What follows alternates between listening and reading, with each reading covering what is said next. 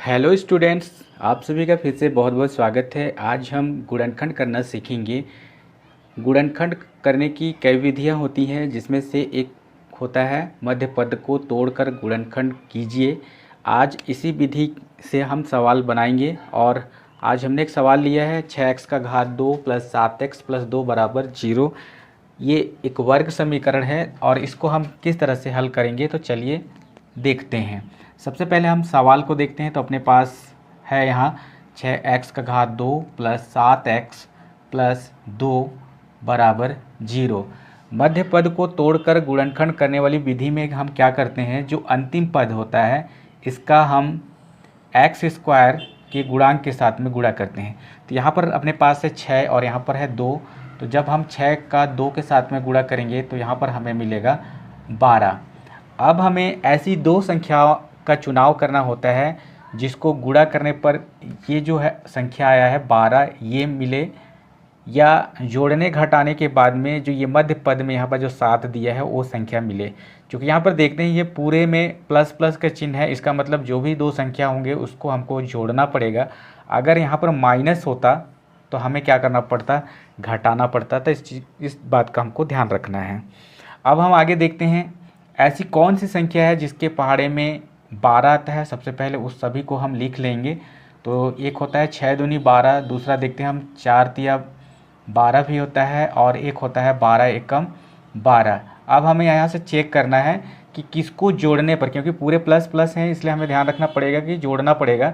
तो कौन सी ऐसी दो संख्या है जिसको जोड़ने पर 7 मिलेगा। तो ये 6 और 2 को जोड़ते हैं तो 8 मिलता है, ये संख्या नहीं है। 4 और 3 को जोड़ते हैं तो 7 आ जाता है, तो ये संख्या है। अब 12 और 1 को जोड़ते हैं तो 13 हो जाता है, तो ये भी नहीं है। तो हमारा जो संख्या है, पहली संख्या है वो 4 है और दूसरी संख्या है 3। तो हम इसको लिखेंगे इस तरह से 6x का घात 2 प्लस, अब यहाँ पर हम यहाँ जो 7 लिखा है इसको हम इस तरह से चेंज करके लिखेंगे। तो 7, ये जो पहली संख्या है वो 4 है, तो हम यहाँ पर लिख देते हैं 4 प्लस 3।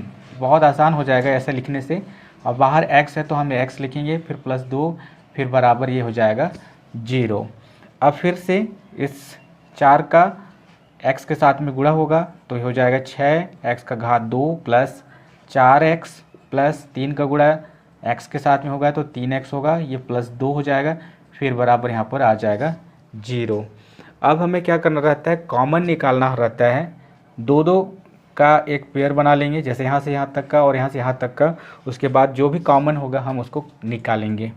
कॉमन का मतलब होता है जैसे यहाँ पर 6 है तो 6 में क्या कॉमन है उस संख्या को हम देखते हैं। तो 6 में हम देखेंगे तो 6 को हम लिख सकते हैं 3 गुणा 2, और 4 को लिखा जा सकता है 2 गुणा 2। तो इस तरह से देखते हैं दोनों में 2 कॉमन है।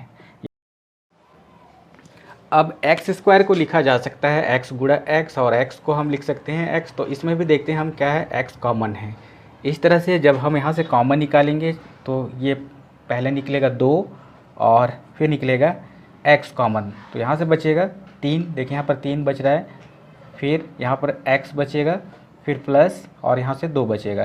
तो ये कोष्टक उसको क्लोज कर देंगे। अब देखिए यहाँ से तो 2 तिया 6 भाग देना है, यहाँ पर ध्यान रखेंगे।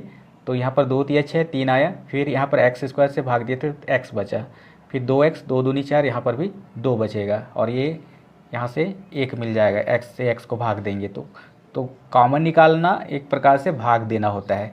यहाँ पर देखते हैं अब कोई भी संख्या कॉमन हमें नहीं दिखाई दे रहा है, तो इसको हम 3 एकम 3 2 एकम 2 लिख सकते हैं। इस तरह से यहाँ पर देखेंगे तो एक कॉमन निकलेगा। तो यहाँ से हो जाएगा 3x प्लस 2 फिर बराबर 0 हो जाएगा। 1 तिया 3 और 1 दूना 2 होता है। इस तरह से अब दोनों में देखिए 3x प्लस 2, यहाँ पर भी 3x प्लस 2, ये दोनों कोष्टक के अंदर में सेम होना चाहिए। अगर अलग आया तो इसका मतलब है हमारा जो क्वेश्चन है वो गलत हो रहा है। तो हम दोनों में से क्या करते हैं, पहले 3x प्लस 2 कॉमन निकालते हैं। अब इसमें से ये कॉमन निकल चुका है तो ये बचा अपने पास, तो हम यहाँ पर लिखेंगे 2x। इसमें से ये कॉमन निकल चुका है तो ये बचा यहाँ पर प्लस 1, तो यहाँ पर हम प्लस 1 लिखेंगे, फिर बराबर 0। चूँकि बराबर 0 है इसलिए समीकरण है, तो यहाँ पर हम x का मान निकालेंगे। तो x का मान निकालने के लिए अब गुणनखंड हो चुका है, ये गुणनखंड हो चुका है इसका। तो अब यहाँ पर हम लिखेंगे सबसे पहले 3x प्लस 2 बराबर 0, और दूसरा लिखेंगे यहाँ से 2x प्लस 1 बराबर 0 लिखेंगे। अब यहाँ पर क्या है, ये 3x हो गया 3x बराबर, ये +2 को इधर पक्षांतर करके ले जाएंगे तो ये -2 हो जाएगा। तो इस तरह से देखते हैं तो x बराबर हमें मिलेगा -2 और ये गुणा में है, ये भाग में चला जाएगा तो ये आगे अपने पास x बराबर -2/3। दूसरा है यहाँ पर 2x बराबर, ये +1 जब इधर जाएगा तो ये भी -1 हो जाएगा। x बराबर इस तरह से देखते हैं तो ये 2 इसके भाग में चला जाएगा तो -1/2 हो जाएगा। इस तरह से देखते हैं तो x के हमें 2 मान प्राप्त हुए हैं और ये वर्ग समीकरण का मूल कहलाता है और यही हमारा आंसर होगा। अगर वीडियो अच्छा लगा हो तो लाइक और सब्सक्राइब जरूर करें। मिलते हैं एक नए वीडियो में, तब तक के लिए जय हिंद।